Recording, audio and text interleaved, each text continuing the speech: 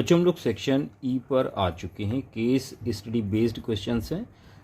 Tiling or tessellation of a flat surface is the covering of a plane using one or more geometric shapes called tiles with no overlaps and no gaps. Historically, tessellations were used in ancient Rome and in Islamic art. You may find tessellation pattern on floor, walls, paintings, etc. Shown below is a tiled floor in a archaeological museum of Seville made using squares, triangles and hexagons. बच्चों यहाँ पर आप देख सकते हो pattern दिया गया है। अ craft man thought of making a floor pattern, वो इसको देख के फ्लोर का पैटर्न बनाना चाहता है after being inspired by above design, इस डिज़ाइन को देख के। To ensure accuracy in his work he made the pattern on Cartesian plane. इसको बनाने के लिए सबसे पहले इस पैटर्न को वो एक कार्टेशियन प्लेन पे बनाता है। He used regular octagons, squares and triangles for his floor tessellation pattern. आप देख सकते हैं इस तरह से वो बनाता है। अब देखिए यहाँ पर आपसे पूछा गया है use the above figure to answer the questions that follows. आप देख सकते हैं यहाँ पर बच्चों फर्स्ट पार्ट है What is the length of the line segment joining the point B and F? आपसे पूछा गया B और F को ज्वाइन करने वाले लाइन सेगमेंट की लेंथ क्या होगी। बच्चों आप देख सकते हैं B to F, ये पॉइंट B आपको दिख रहा है और ये पॉइंट F दिख रहा है। आपको इनके बीच की डिस्टेंस निकालनी है। बच्चों ध्यान दें B के कोऑर्डिनेट क्या होंगे, तो x एक्सिस से कितना चल रहा है 1 डिस्टेंस। आप ध्यान दें y एक्सिस दी गई लाइन y एक्सिस की लाइन है, y से दूरी कितनी है 1 है। ये दूरी देखिए y एक्सिस से ये दूरी कितनी है 1। तो b का x कोऑर्डिनेट क्या हो जाएगा 1 हो जाएगा। तो यहाँ b के कोऑर्डिनेट में हम लिख सकते हैं 1, y में कितने ऊपर है ये, तो y में 2 की दूरी पर है, तो ये हो जाएगा 2। तो b के कोऑर्डिनेट यहाँ पर आप लिख लिए 1, 2। बच्चों f के कोऑर्डिनेट क्या होंगे, तो f से देखिए डिस्टेंस कितनी है y एक्सिस से 1, 2 और इस साइड में माइनस होता है तो f के कोऑर्डिनेट होंगे -2, x एक्सिस से ऊपर देखेंगे तो y में कहाँ तक जा रहा है 9 तक, तो y का कोऑर्डिनेट हो जाएगा 9। अब हमें क्या करना है b और f के बीच की डिस्टेंस निकालनी है, यही आंसर होगा। बच्चों b के कोऑर्डिनेट आपको मिल चुके थे 1, 2 और f के कोऑर्डिनेट -2, 9। आपको इनके बीच की डिस्टेंस निकालनी, इसका मतलब b f निकालना है। यहाँ पर हम लोग डिस्टेंस फार्मूला यूज करेंगे। क्या होता है बच्चों distance formula, d = within root x2 - x1 whole square y2 - y1 whole square, ये फार्मूला होता है डिस्टेंस का।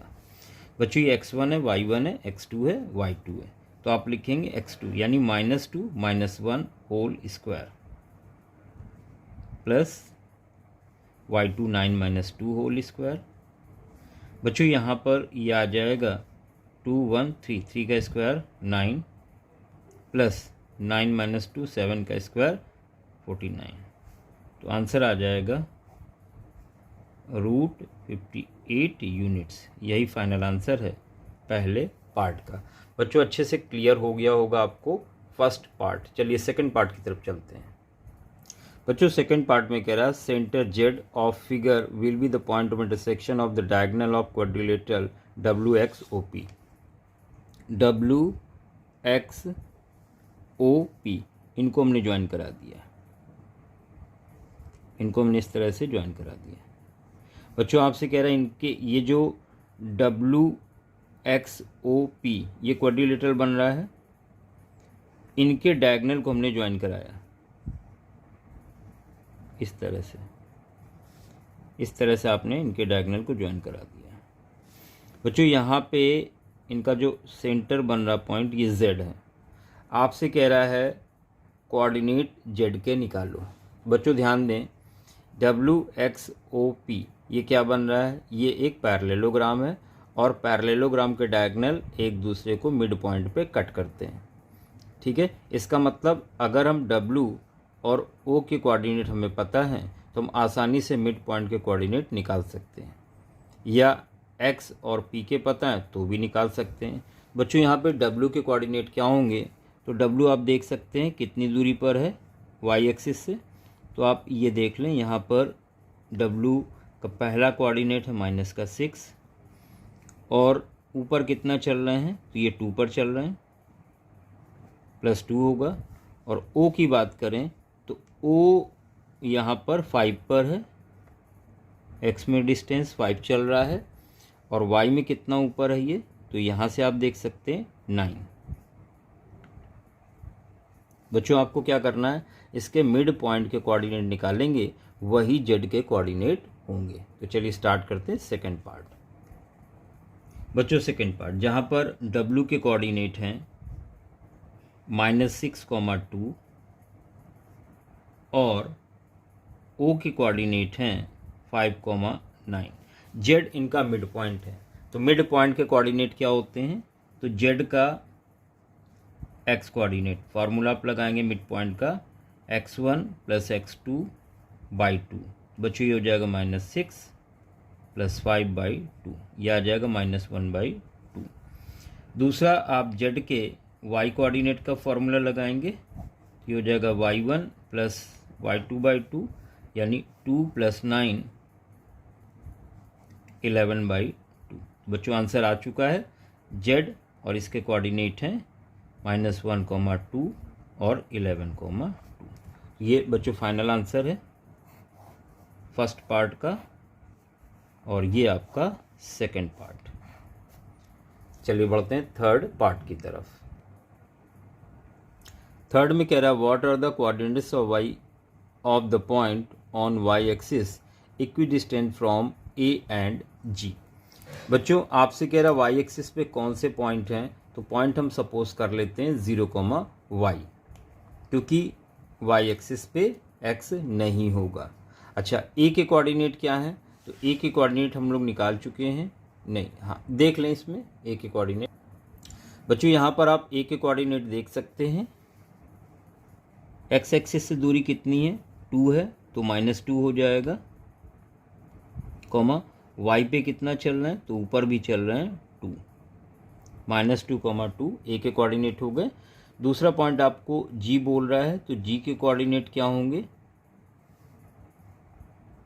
G, ये G रहा, तो G x एक्सिस से कितनी दूरी पर है, तो ये -4 है। और बच्चों y की ऊपर कोऑर्डिनेट y में जा रहा है 7, तो -4, 7 ये G के कोऑर्डिनेट हैं। तो थर्ड पार्ट में आप लिखेंगे let point on y axis, point on y axis be 0, y। बच्चों आपसे कह रहा है ये जो पॉइंट 0, y है ये इक्विडिस्टेंट है, इक्विडिस्टेंट है A से और G से। A के कोऑर्डिनेट आप निकाल चुके हैं -2, 2 और G के कोऑर्डिनेट भी निकाल चुके हैं -4, 7।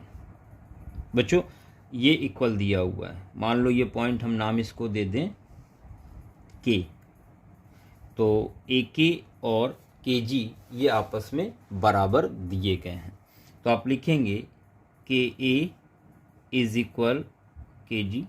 यहाँ पे आप डिस्टेंस फार्मूले का इस्तेमाल करेंगे, तो बच्चों आप लिखेंगे 0 - 2 तो प्लस हो जाएगा whole square, y - 2 whole square.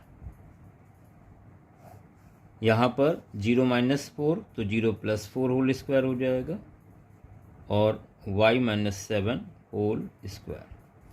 तो यहाँ पे हमने डिस्टेंस फार्मूला इस्तेमाल किया, d = x2 - x1 का होल स्क्वायर + y2 - y1 का होल स्क्वायर। बच्चों दोनों साइड स्क्वायर कर दें ताकि रूट हट जाए, तो आप लिखेंगे ऑन स्क्वायरिंग बोथ साइड।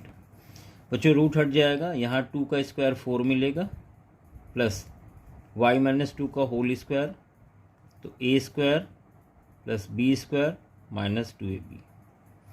बच्चों यहाँ 4 का स्क्वायर 16 होगा, y माइनस 7 का स्क्वायर, तो a square b square minus 2ab। बच्चों यहाँ y स्क्वायर से y स्क्वायर कैंसिल हो जाएगा, और सारी वैल्यू हम एक तरफ कर लें अगर, तो माइनस का 14y जब इस साइड आएगा, ये माइनस का 14y इधर आएगा, तो ये हो जाएगा 14y प्लस का और माइनस का 4y। उधर आपका है 49 और 16, 49 6 55 65 माइनस 4 4 8 उधर जाके माइनस हो जाएगा। बच्चों ये आ जाएगा 10y इज इक्वल 57, तो y बच्चों कितना आ जाएगा 57/10। तो ये कोऑर्डिनेट हम लोग निकाल चुके हैं, जो पॉइंट के लेट किया था हमने उसके कोऑर्डिनेट आ गए 0,57/10। ये फाइनल आंसर है थर्ड पार्ट का।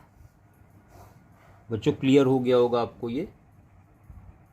चलिए बढ़ते हैं थर्ड के और पार्ट की तरफ। आपसे कह रहा है what is the area of trapezium AFGH। AFGH का एरिया निकालें। देखिए AF और GH, ये शेप आप देख पा रहे हैं AFGH। बच्चों आप देख सकते हो ये दो लाइन पैरेलल हैं, तो यहाँ ट्रेपेजियम आपको दिख रहा है, एरिया ऑफ ट्रेपेजियम फाइंड करना है। बच्चों यहाँ पर आप देख सकते हैं ये बीच की डिस्टेंस कितनी है 1 2 3, 3 बॉक्सेस हैं, यानी हाइट बीच की डिस्टेंस 3 हो गई। और पैरेलल लाइन आप देख सकते हैं, ये इसके कोऑर्डिनेट है 9, इसके कोऑर्डिनेट 2, 9 माइनस 2 तो ये 7 हो जाएगा। और यहाँ पर आप देख सकते हैं 1 2 3, 3 बॉक्सेस हैं, तो GH हो गया आपका 3। तो चलिए करते हैं नेक्स्ट पार्ट। बच्चों यहाँ पर जो GH है वो कितना होगा, तो 7 माइनस 4, ये 3 यूनिट्स है। और जो AF है बच्चों वो है 9 माइनस 2 यानी 7 यूनिट्स है।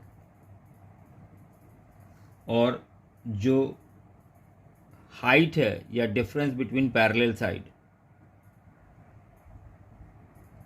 डिफरेंस बिटवीन पैरेलल साइड्स या जिसको मैच कहें, बच्चों ये कितना है, ये 2 यूनिट्स है, 2 बॉक्स से आपने देखा था। बच्चों area of trapezium, area of trapezium का फॉर्मूला होता है 1/2 sum of parallel sides, sum of parallel sides into distance between parallel side. 1/2 parallel side एक 3 है और एक 7 है, और डिस्टेंस इनके बीच की है 2। बच्चों 2 से 2 कैंसिल हो गया, ये आ गया 10 स्क्वायर यूनिट्स। यही फाइनल आंसर है और यही आपको कैलकुलेट करना था।